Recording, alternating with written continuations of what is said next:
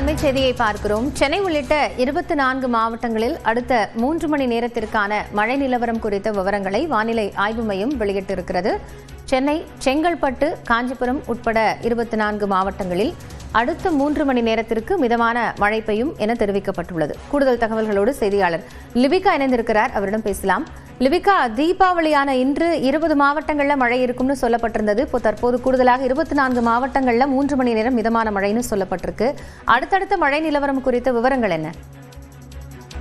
காயத்ரி, சென்னை உள்ளிட்ட 24 மாவட்டங்களில் இன்று பிற்பகல் 1 மணி வரை மழைக்கு வாய்ப்பிருப்பதாக சென்னை வானிலை ஆய்வு மையம் தகவல் விடுத்திருக்கின்றது.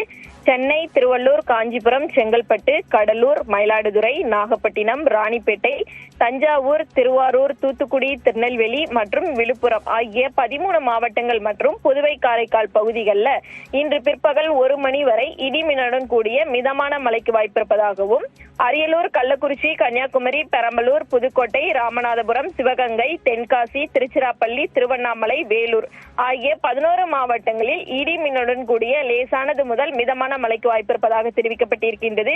தமிழகம் முழுவதும் தீபாவளி பண்டிகை இன்று கொண்டாடப்பட்டிருக்கக்கூடிய நிலையில் 20 மாவட்டங்களுக்கு ஏற்கனவே கனமழைக்கான மஞ்சள் நிற எச்சரிக்கையும், மற்ற மாவட்டங்களுக்கு மிதமான மழைக்கு வாய்ப்பிருப்பதாக ஏற்கனவே இந்திய வானிலை ஆய்வு மையம் தெரிவித்திருந்த நிலையில் தொடர்ச்சியாக தற்போது இன்று பிற்பகல் 1 மணி வரை 24 மாவட்டங்களில் மழைக்கான வாய்ப்பு தொடரும் என வானிலை ஆய்வு மையம் தகவல் தெரிவித்திருக்கின்றது. காயத்ரி, நன்றி லிபிகா விவரங்களுக்காக.